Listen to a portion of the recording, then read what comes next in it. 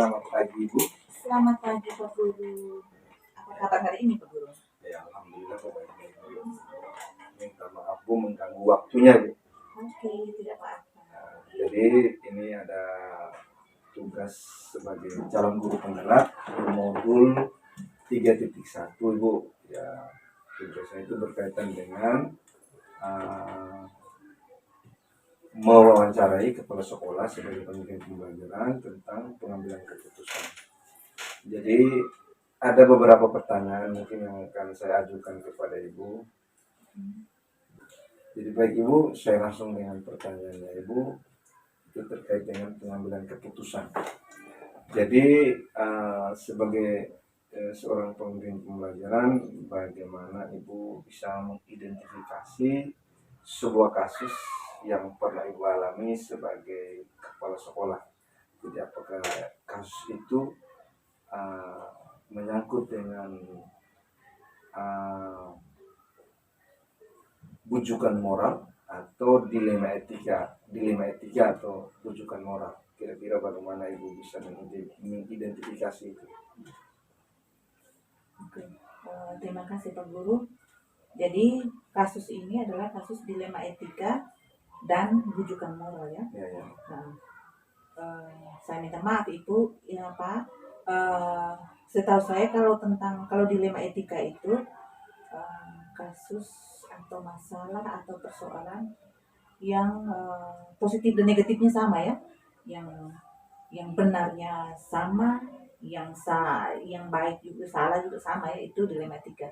Tapi kalau soal berkaitan dengan bujukan moral tadi, kasus atau kejadian kasus tapi yang sudah terjadi ya, yang jelasnya yang mana sudah jelas dan mana yang jelasnya itu sudah ada, tetapi yang benarnya ada, yang salahnya juga ada, tetapi ini 50-50 istilahnya, setengahnya benar, kita tahu itu benar. Dilihat dari sudut pandang yang lain, kita tahu bahwa ini salah. Jadi dua-duanya ini ada. Ya. Baik Bu, jadi bahwa dilema etika itu bahwa keputusan yang sudah jelas Ibu ya. Ini semua kedua-duanya benar. Kemudian yang bujukan moral itu bahwa yang sudah pasti bahwa kita sudah mengetahui bahwa ini salah dan yang ini salah, yang ini benar. Kemudian Ibu, bagaimana Ibu menjalankan sebuah pengambilan keputusan terkait dengan kasus yang berkenaan dengan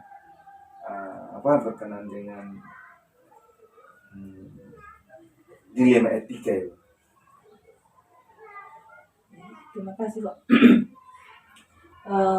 Tadi kita sudah ya, tergantung ya, kita identifikasi dilema etika itu yang modelnya yang bagaimana. Untuk pengambilan keputusan, terus terang sebagai pimpinan saya tidak bisa mengambil keputusan yang berdasarkan pikiran saya sendiri ya, keputusan diambil sepihak maksudnya ya. Saya harus membicarakan hal ini bersama Bapak Ibu guru, bersama dengan para pegawai yang ada di lembaga.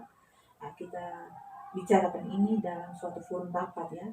Dari situ kita bisa gali ide atau gagasan atau pengetahuan atau semacam pengalaman dari Bapak Ibu guru semua, dan kita bicarakan hal ini secara bersama-sama. Di saat itulah kita pasti berpikir bahwa dari hasil pembicaraan kita ini pasti ada sesuatu, ada hal yang dicapai itu, ada sesuatu yang kita inginkan ya. Kalau kasusnya itu bujukan moral tadi berkaitan dengan siswa, berarti kita harus mengedepankan apa sih dampak dari keputusan ini terhadap siswa ya.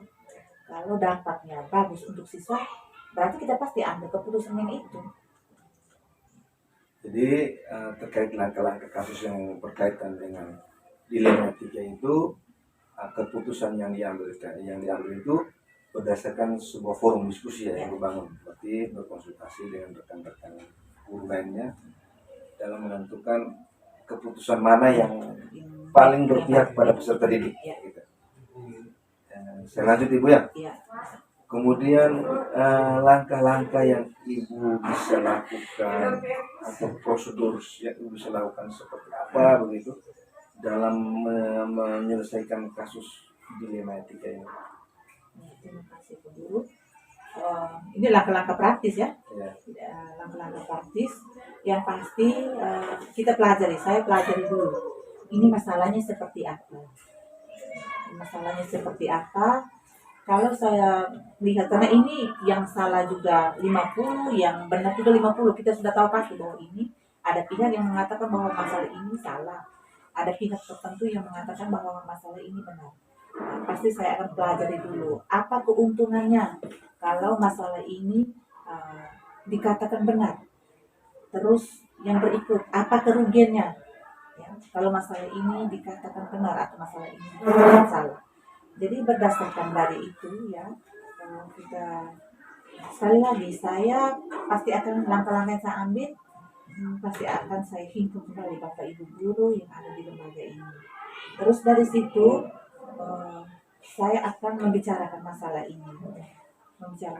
ini pada forum rapat, dan saya minta pendapat dari forum rapat semua bagaimana masalah ini kalau kita ambil seperti ini. Tergantung dilihat forum rapat melihatnya dari sudut pandang mereka masing-masing ya. Ya, sudut pandang mereka masing-masing. Kalau menurut mereka bahwa masalah ini harusnya penyelesaiannya seperti ini. Mungkin ada pihak sebelah bahwa tidak, masalah ini penyelesaiannya seperti ini. Terus dari situ kita lihat lagi, oh ya dampaknya ini bagaimana? Dampak dari pengambilan keputusan ini kalau masalah ini diselesaikan dengan cara ini dampaknya bagaimana? Kalau selesaikan dengan cara ini dampaknya bagaimana? Terus yang berikut,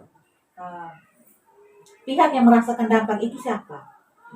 Pihaknya itu siapa?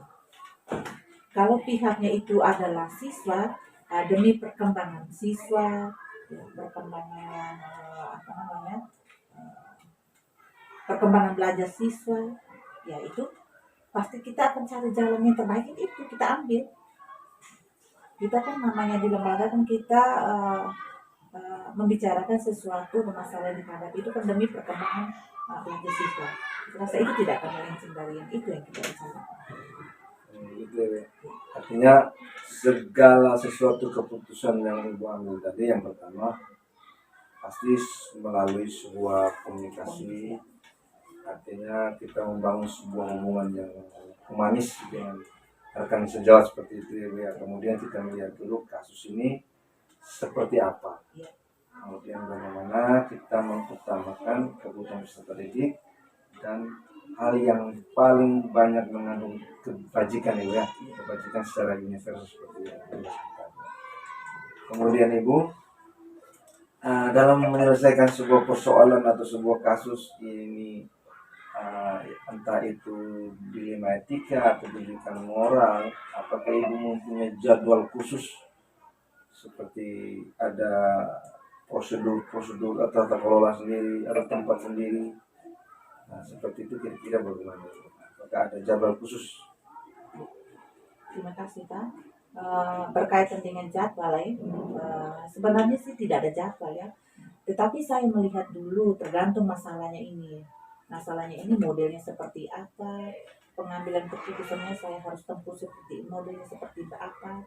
Kalau masalah urgennya yang saya pikir bahwa masalah ini harus selesaikan hari ini.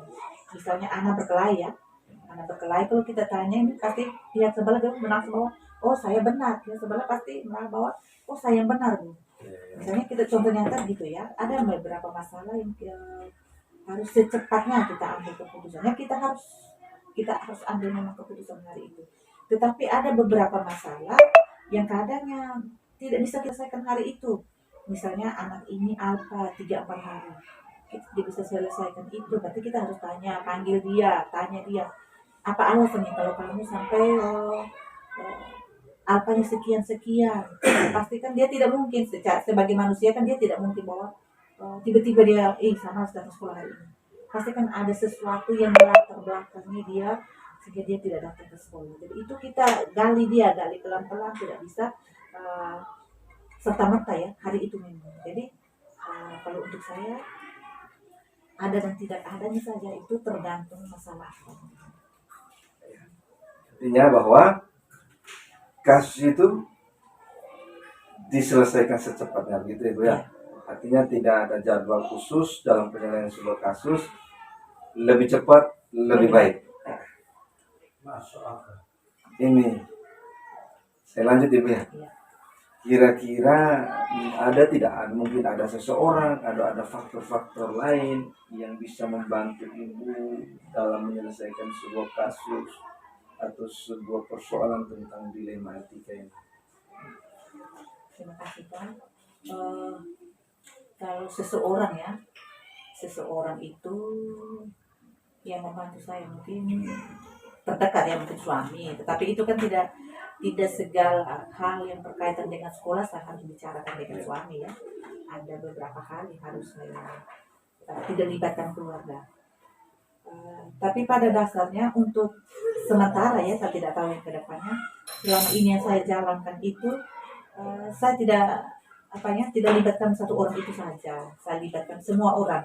Siapapun yang ada di lembaga ini saya libatkan mereka. Karena saya percaya bahwa semakin banyak bersuara, keputusan yang kita ambil mungkin semakin baik, semakin baik. Jadi saya tidak libatkan satu orang. Mantap, luar biasa ini. Ini yang terakhir Bu, pertanyaan yang terakhir. Nah, dari semua hal yang disampaikan tadi, kemudian dijelaskan Ibu terkait dengan pengambilan keputusan, entah itu dari sebuah persoalan terkait dilema etika atau dari persoalan terkait dengan rujukan moral, sudah saya dapatkan infonya dari Ibu dan itu luar biasa ini. Kemudian yang terakhir lagi Bu, kita kira-kira yang bisa kita petik dari diskusi kita hari ini terkait dengan penyelesaian kasus dilema etika dan rujukan moral ini, kira-kira yang bisa kita petik itu atau yang bisa Ibu dan saya petik dari kegiatan diskusi kita hari ini itu apa ya? Oke, baik Pak. Yang namanya manusia itu tidak mungkin dia hidup tanpa masalah. Apalagi di lembaga begini ya, yang kita sudah himpun dengan banyak kepala, berarti masing-masing punya latar belakangnya masing-masing. Jadi soal masalah itu pasti mereka lihat dari sudut pandangnya masing-masing ya. Jadi masalah ini menurut saya benar, tetapi belum tentu menurut Mita juga benar ya. Jadi itu tergantung sudut pandangnya masing-masing. Jadi saya pikir apapun masalahnya, kalau kita bicarakan dengan hati, bicarakan dengan banyak orang, dan kita bicarakan itu dengan hati ya, semua permasalahan itu pasti akan teratasi ya. Untuk kita bijak ya, bicara dari hati, kita melihat untuk kepentingan banyak orang, bukan kepentingan sepihak ya, kepentingan diri sendiri. Jadi saya pikir apapun masalahnya, kita lihat itu, kita bicarakan dengan bijak dari hati demi untuk kepentingan banyak orang, pasti itu masalah akan teratasi. Ya, Ibu atas waktu dan kesempatannya Ibu. Jangan bosan-bosan Ibu, saya minta masukan dan minta hal-hal baru yang saya bisa dari Ibu. Mudah-mudahan pembicaraan dan obrolan kita hari ini bisa bermanfaat untuk saya dan untuk kita semua, dan untuk yang lebih penting lagi untuk peserta didik.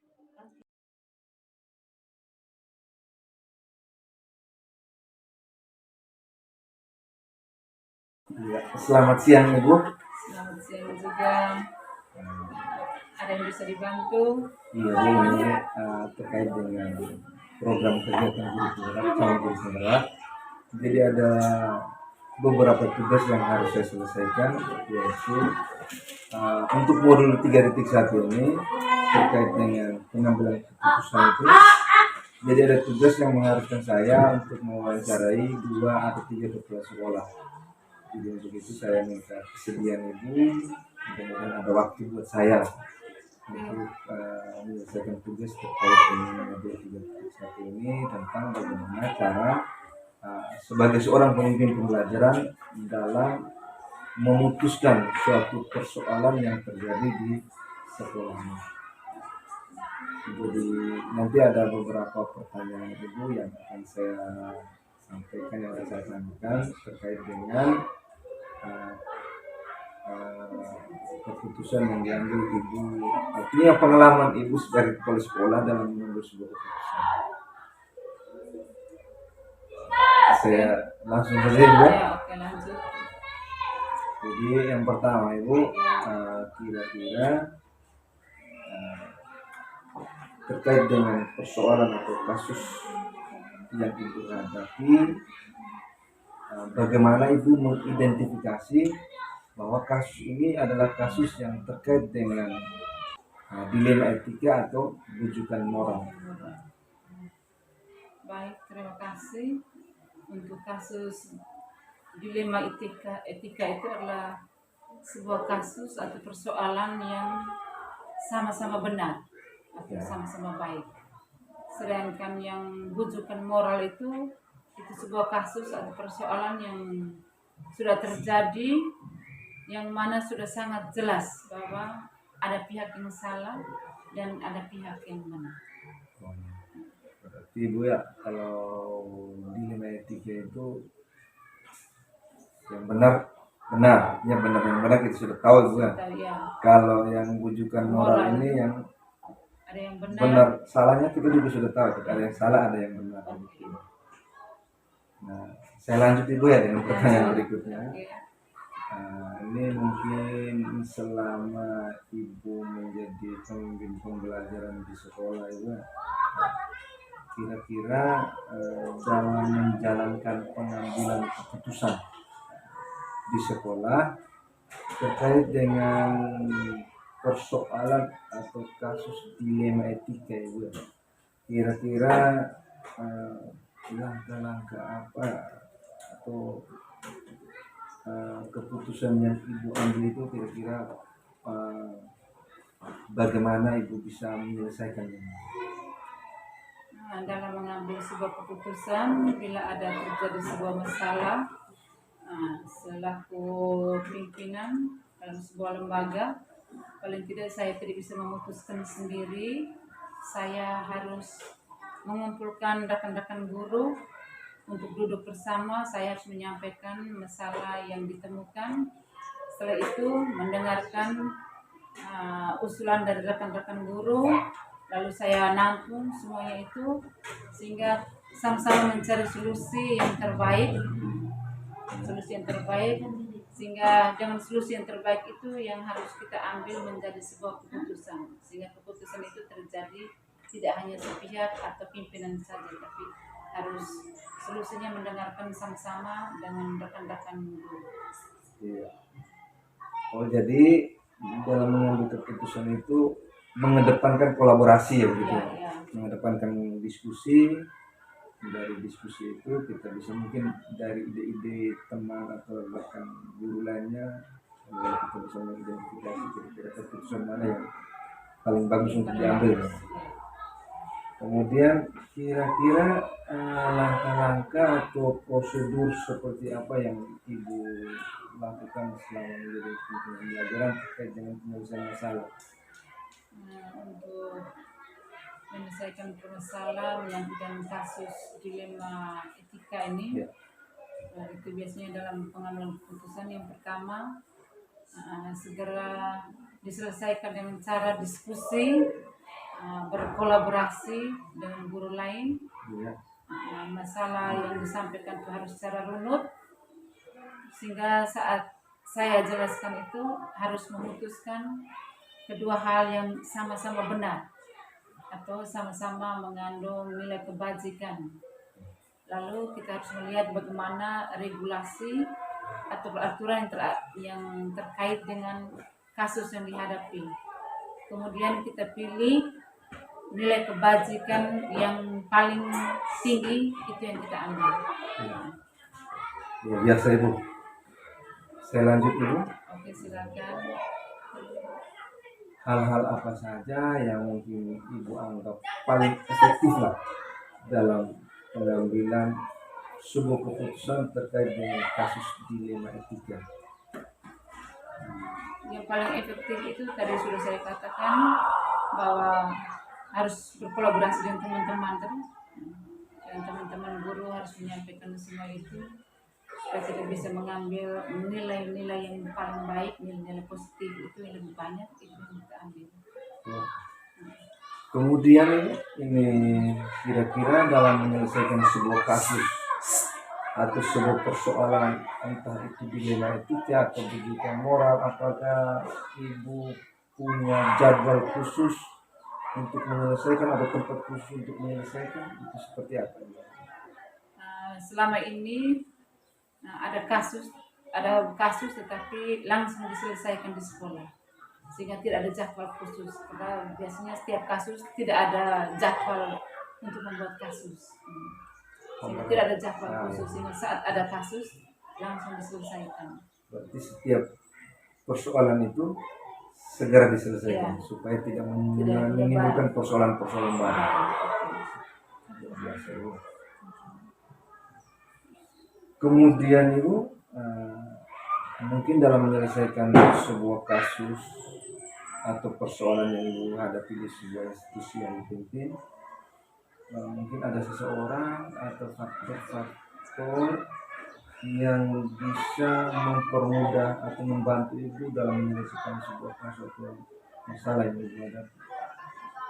Untuk kasus ini, dalam menghadapi kasus itu seringkali maksudnya yang ditantang itu Tidak menyangkut ada seseorang yang bisa membantu Ibu dalam menyelesaikan kasus itu. Biasanya sebagai pemimpin, biasanya yang pertama tuh berhadapan dengan wakil kepala sekolah, setelah wakil baru dengan teman-teman guru semua.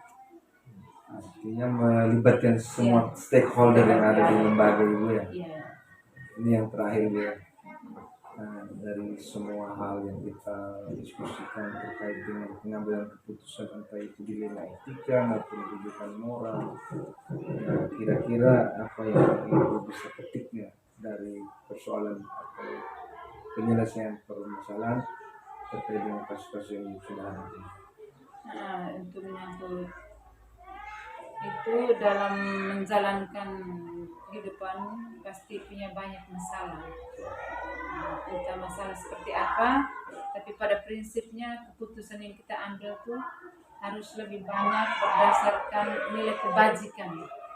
Nilai kebajikan yang kita ambil, apalagi kita sebagai seorang pendidik, keputusan yang diambil tuh harus berpihak pada kepentingan belajar.